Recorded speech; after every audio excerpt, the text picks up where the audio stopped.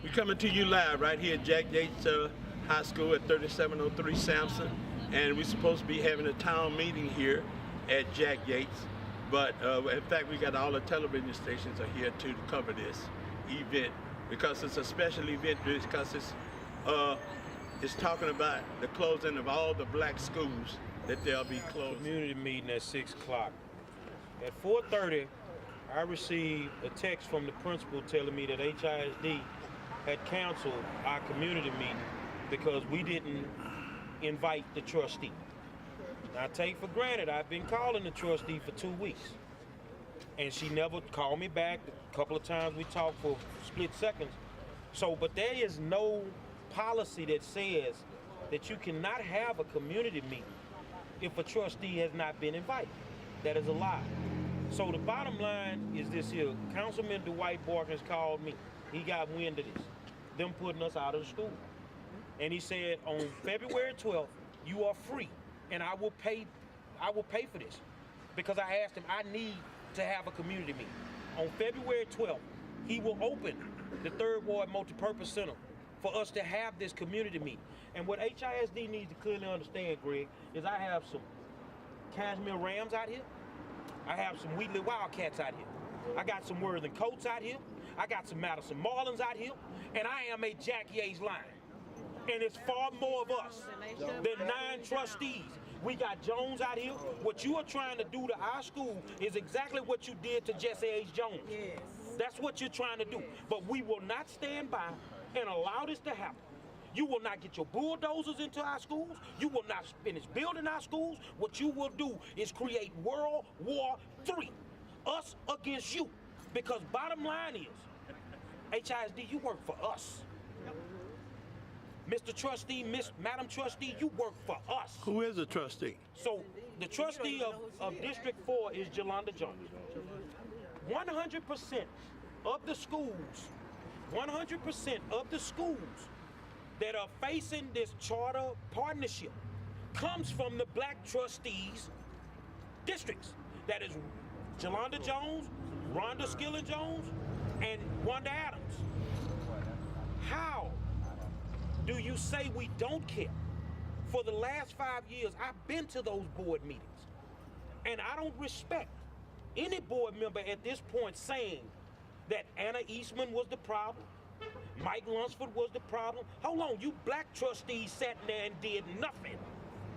You did nothing. And you also voted on some things that hurt our schools at the same time. So you will not escape what you've done. And what they've done is they drew a line in the sand tonight.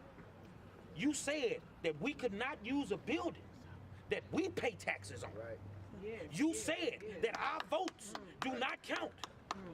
And I say that it is time to get rid of any elected official, whether black or white, that is not serving their community in the capacity that they need to serve it. As a Jack Yates Lion, you will never close this school until we say it is closed. Because the problem with that is, Greg, HISD didn't open this school. The Reverend Jack Yates opened it. Amen. You didn't pay a dime to open Worthing. Sure right. Evan E. Worthing paid for that. Got that right. So it's time for these people to stand up for their communities and for the people that put their time and effort into these communities to make sure that we can have a quality education.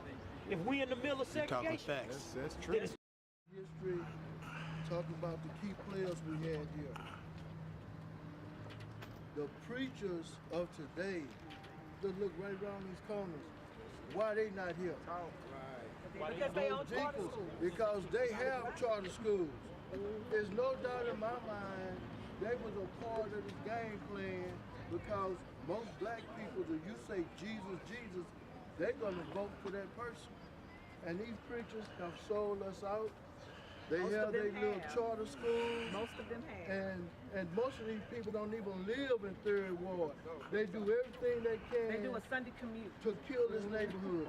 You go right down the street here, how can one church have a block and a half of empty houses when black folks should be living in there to populate the schools. Why do they have a plan to destroy the CUNY home community? And just look how they got these trains running. They have bordered the black peoples in a horseshoe.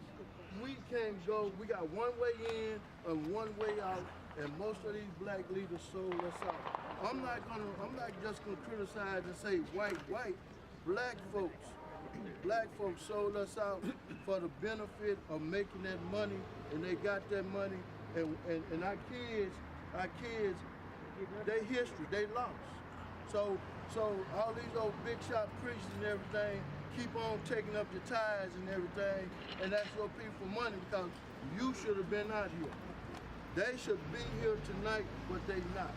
And so I'm not gonna blame the white man. I'm saying this problem is a black problem, and we should have took care of it a long time ago.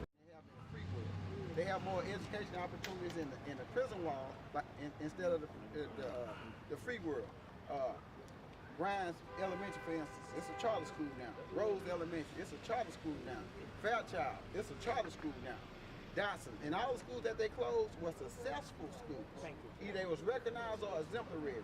And if you look at each and every time a new superintendent comes, their legacy is a bond. Once that bond gone, they gone with a bunch of money, and we left here with a bunch of problems. If you look at it, it's every 4 to 5 years the bond come on. So since '98, we're looking at a total of $4.3 billion worth of bonds. But each and every time the bonds come up, the school closures come up. Now, why is Cullen Middle School zoned to Lamar?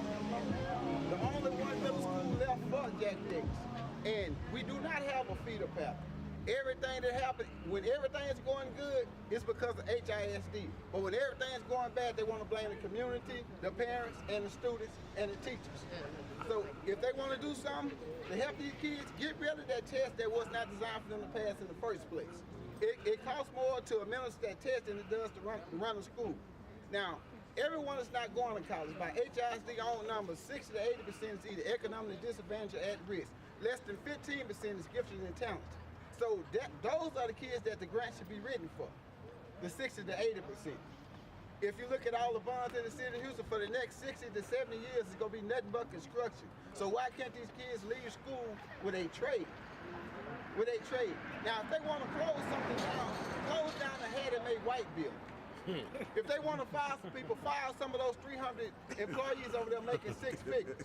You're not supposed to start cutting the tree from the root. Now, HISD is funded per student, not per administrator. But each and every time a charge come up, like in 2011, they fired 700 teachers. Each time they close the schools, though, they're applying for classroom vouchers. Now, you can't be overcrowded and don't have enough students at the same time. It doesn't make any sense.